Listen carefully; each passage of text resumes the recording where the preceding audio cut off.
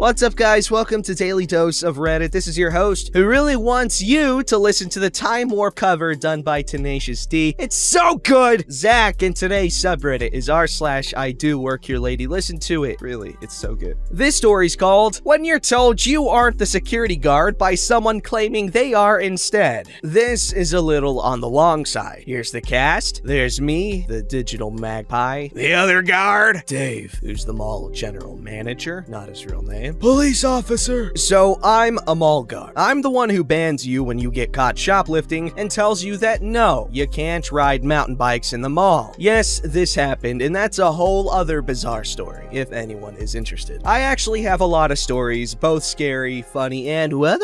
This happened about a week ago. I was pulling a 17-hour shift that included the overnight. The mall is guarded 24/7. About 11 p.m., I was doing a patrol around the inside of the building. We had some workmen doing maintenance work and in one of the food court restaurants, and I had to keep an eye on them as well as my usual rounds. Walking into the food court, I was waved over by the night janitor. There were 2 cops with them. The only way in at that point was through a back entrance we had left open for the workmen. We've had some ongoing issues with the local department, and I was somewhat annoyed to see them just coming in again without trying to contact security first, but whatever. Police officer asked me about a silver truck with a light on the top, like a security truck, driving around the property. They knew it wasn't one of the security trucks, which are white. They also have large decals on the side that are hard to miss. I had no clue what they were talking about. I hadn't been outside in the last hour, so as soon as they left, I immediately double-checked that the mall was secure. It's an important part of my job to make sure no unauthorized vehicles or individuals are in the mall parking lot overnight, so after that, I headed out. I found the truck quickly. I'd have to call it dark gray rather than silver, but whatever. When I got up to the truck, there was a company name I'd never heard of. The name underneath that I assumed was the name of the guard himself, and a phone number. I won't give any more details than that for obvious reasons. However, the security company was one I had never heard of and was in no way associated with the mall. I asked him if I could help him, and the other guard just lobbed the exact same question back at me. I informed him that I was mall security, that he was on private property, and I needed him to leave. Other guard told me that he, in fact, was security, which was a bit confusing to say the least. I again identified myself as mall security and informed the man that if he didn't leave the premises, I would call the police. Other guard responded, insisting that he was going to call the police and have me removed from the property for trespassing. At no time did he identify himself or give any reason for his presence on the property beyond insisting that he was security. He was extremely annoyed by my questioning and became increasingly combative and aggressive in his tone. He did not, however, at any time exit his vehicle, and I kept well back for obvious reasons. I'll pause here to say that I am a female and on the short side. People generally judge me as being in my late 20s, although I'm a good bit older. This guy was a large man who I put in his late 30s or early 40s. So while he didn't exactly say, "Run along, little girl, and leave security to men," it was heavily implied by his tone and attitude. Ladies, you know what I'm talking about. So I called the police. It was about midnight at this point, but procedure is procedure. As soon as I got off the phone with dispatch, I had to call first my direct boss and then the general manager to inform them of the situation. Neither of them knew why some guy from another security company would be there. The general manager, who we'll call Dave for the purposes of this narrative, said he wanted the guy off the property. Other guards shouted something I couldn't understand at me while I was on the phone with Dave, though the tone was aggressive. Dave could hear him yelling over the phone and said to stay well back. I agreed entirely. By the time I got off the phone, other guard had rolled his window up again and appeared to be on the phone himself. Police officer called me at this point. He asked if this was about the truck they had told me about. When I confirmed this, he told me that they had, and I quote, caught up to the driver and that he had claimed to be a private security hired by one of our anchor stores to watch it overnight. I called Dave with the information and also texted him the number on the truck. Calling the company, Dave was told that the store had indeed hired private security without getting permission or even bothering to inform us. Before I go further, yes, the store in question rents their individual space. If they had hired a guard to be within that space, I would have nothing to say to it, and neither would the mall. This isn't the case. In fact, the guard they hired isn't allowed inside their store. store. He was hired to watch it from outside, on property that is the mall's, not the store's. Individual stores are not permitted to use mall property beyond their rented space without prior authorization. It's in their contracts. After speaking to the company, Dave called me back. He said that the whole thing would need to be sorted out in the morning, but for that night, the guard could stay. However, it was on sufferance, and he was to remain in his vehicle at all times, and to stay only in the parking lot directly by the store, not driving around the whole mall parking lot like the cops had seen him doing. I attempted to relay these instructions to the other guard. Although he did briefly roll his window down again, he continued to refuse to listen to anything I said. When I tried to speak to him, he talked right over me very loudly, saying he just talked to his boss and everything's fine, so I was to again run along. He seemed to like that phrase. I tried to insist that I needed him to listen to me, but he objected, saying that he didn't have to listen to anything I said. When I tried again, he just started talking even louder to drown me out, saying he didn't have to listen to me. Then he rolled up his window again and refused, point blank, to acknowledge my presence. In the end, I had to call a police officer back and ask them to inform the guy of Dave's instructions. In the morning, there was a huge hullabaloo about it. I don't know all the details, but the store manager had a long meeting with Dave. Also, a formal complaint was issued with the company in regards to their guy. A couple of days later, I was asked by someone higher up in their company to go through exactly what happened with her. Afterwards, she apologized profusely, and we had been told that the guard in question would be dealt with, whatever that means. We never saw that guard again. I'm writing this on my dinner break, and as I type, some other guard is currently sitting out the parking lot watching the store. I'll be honest with you though, I honestly don't think other guard ever actually believed that I was security. It was chilly, it being October, so I'd thrown on a hoodie over my uniform. Still, when someone says their security involves the mall general manager and the police because you are trespassing, they might just be who they say they are. Okay, this whole scenario is pretty funny. I mean, it's really sad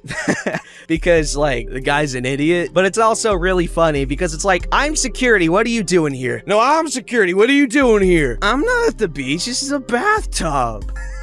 This story's called The Ranger Said! I got tons of stories of working for state parks, and this is a classic. So, we are 3 weeks into a fire ban. There's a massive forest fire going on across the state. You'd assume. Of course not. Tourists have the reading comprehension of someone who drinks Break Clean for that tingly taste.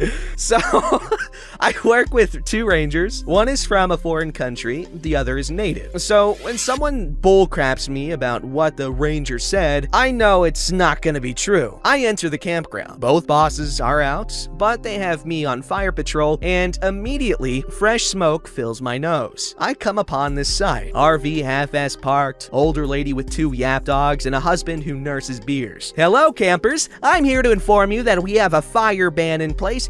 Please put your fire out. The lady puts her dog down. No, the ranger said it was fine. I look at her confused because both rangers are not only not okay with fires, but the native ones freaking hate reservation lands on fire, and he was adamant. No fires. Here's the other thing. The fire ban is based off what the county fire marshals say, and they say, no flamey boys. So, which ranger was it? I asked. I tend to confirm these things to be safe. He was a tall white man. There's no ranger that works here who looks like that. Also, fire ban is by county fire marshal's discretion, not ours. And the fire ban is statewide. Please put out the fire. She gets mad. Well, the ranger on the coast said. Miss, this isn't the coast. Please put the fire out. Furthermore, they're on a fire ban as well. I'm trying to save you a ticket. She tells me to buzz off. You're just a toilet scrubber. Okay, game on, Bjork.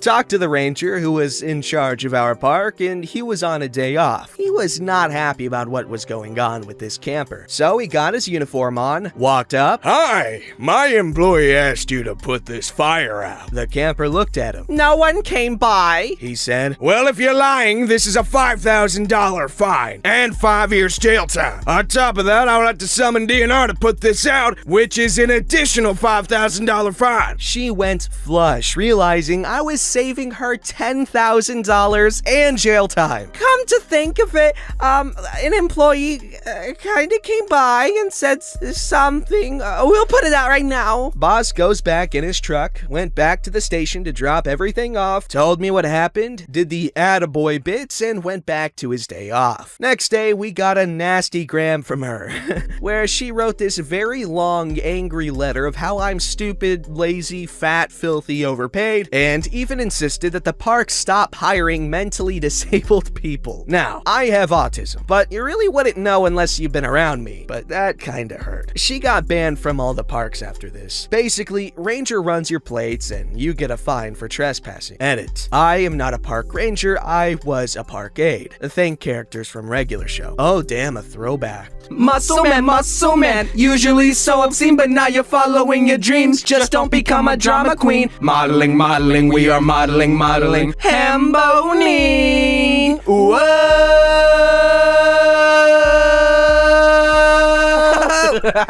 This story's called Karen Shouts and Threatens to Drag Me Off a Locomotive. This was a very long time ago now, a good few years. I used to work on a narrow gauge steam railway local to me. I was training up to become a fireman, a stoker if you're American, I think. So I was technically a trainee cleaner at the time. It's complicated, but had a few footplate trips to learn the ropes on how to fire each locomotive, as no two engines behave the same, even if they are the same exact type of locomotive. So the driver hopped off the footplate as we weren't due out for another 20 minutes, leaving me and the fireman on the loco chatting about different firing techniques. When the injector, the special bit of kit that uses steam to force water into the boiler, started making some very loud noises that it's not supposed to make, the fireman hopped out of the cab to have a look at what was going on, grabbed a hammer, adjustable spanner, and started tinkering away. Now, I was wearing full cover overalls and a flat cap, but due to the heat of the summer, I had unzipped the top half of my overalls so my t-shirt was visible. It was about 30 degrees Celsius outside, which is hot for England. Also, bear in mind that I'm literally stood next to a raging coal fire as well. I can't see the water level in the gauge glasses, so I open and shut the gauge valve quickly so I can see the water bounce around in the glass to see where the level is. What are you doing, Vat? Get down from there!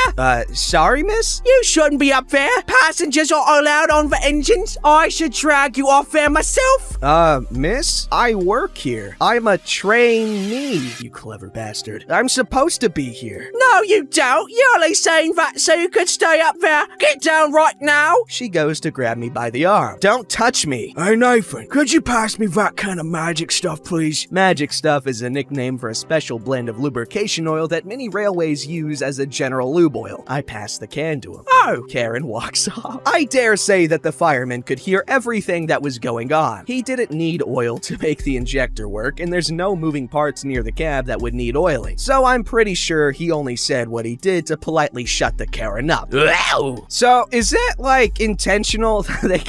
I'm a trainee. That's just their could be apprentice, could be anything, but he goes by trainee. I love it. This story's called I Am 25, Not 15. When I was 25, I had a job at an intermediate high school, 9th and 10th grade students, as the administrative assistant in the counseling office. A few times a week, I would fill in at the main office to cover lunch breaks or help during busy times. On this particular day, the phones were going crazy and several parents and students were waiting at the front counter. I finished a call and moved on to the counter to start helping. How can I help you? Oh, are you a student? Never mind. I'll wait until Mrs. Older's secretary is available. I said okay and began helping others. It was easily 5 minutes before the other secretary was available to help this parent, so she just waited. Apparently, she was oblivious to the fact that I was answering everyone else's questions with ease, was wearing a staff lanyard and name badge, and also wearing a wedding ring. I might look young, but those should be dead giveaways that I'm not a 14 to 15-year-old student in this particular school. Mrs. Older's secretary asks what she needs. I need this specific form for my students. How do I do that? Oh, Mrs. Younger secretary here does all of those. She can help you. Parent turns bright red and just stares at me. Then had the nerve to say to Mrs. Older secretary, Are you sure you can't help me? "No, ma'am. I'm the only person authorized to do that form. If you don't mind waiting for another 10 minutes, I can go back to my office and get it for you." 15 years later, that woman still gives me dirty looks when she sees me out in the community. I'm still not sure why. I was perfectly polite even when she thought I didn't work there. What? Dude, that's some crap that would happen to me. Just some people just don't like me. I don't know why. Like, I won't even talk. Like, my dad's friend, I went to his house. I had never met this guy before. Okay. And I was trying to say hi and shake his hand, but he was like pissed off at me. I had no idea who this guy was. It was funny. This story's called, "Oh, you're the owner's sister? Wow, my long-lost sister. Can you believe it, guys?" So about 3 or 4 years ago, I started a business, and we're still expanding. We have a pretty good jolly amount of people working for us. Our office is right next to the front desk, and our open hours are 8 a.m. to 9 p.m. This will be important later. So one day about a year ago, I was working late and was on my computer. The doors were left unlocked because I was just finishing up some tasks and had to head to my mom's house immediately after that. Guess who comes waltzing in? Yes, that is correct, the Karen. Now, since it is past closing time, almost 9:45 p.m., the front desk is not there. Karen immediately starts yelling drastically for the front desk. "Front desk! I need a pass!" I get up to go and confront her.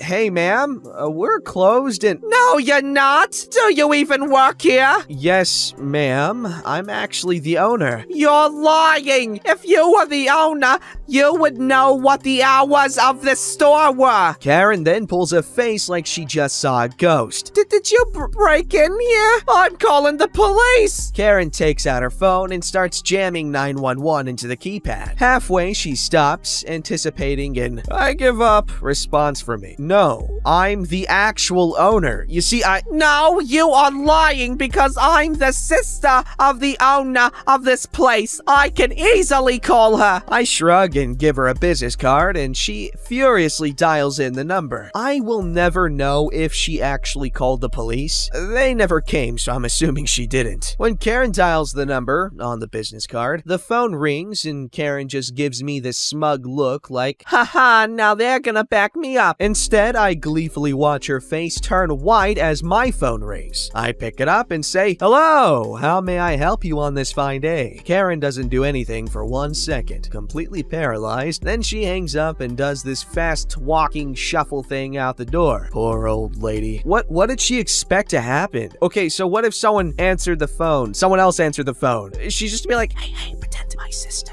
so that I don't know what I want. I'm just crazy, stupid, and I think through. Don't forget to like, subscribe, and hit that bell to never miss an episode.